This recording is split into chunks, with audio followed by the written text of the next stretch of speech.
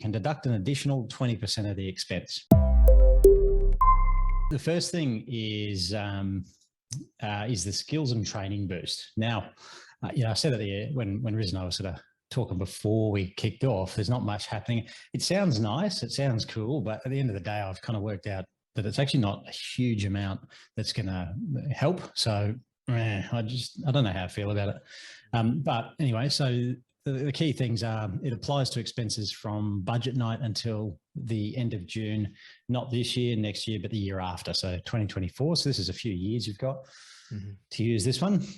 It's for businesses with turnover less than 50 mil. And what it is you can deduct an additional 20% of the expense. So that's a tax deduction. That's not a tax offset or refund of 20% of the expense.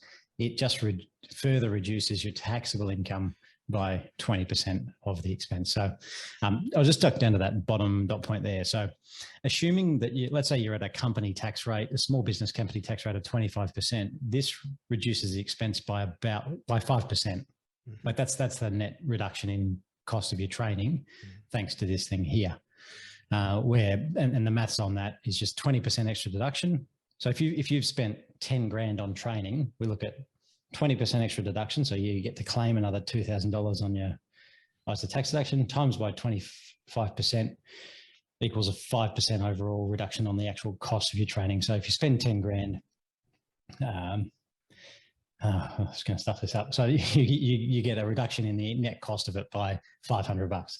Yeah, that math adds up. Yeah, yeah, yes, it does. And I think the bit that it's easier to understand as well is it's kind of like the easiest way to understand is training is on discount by 5%.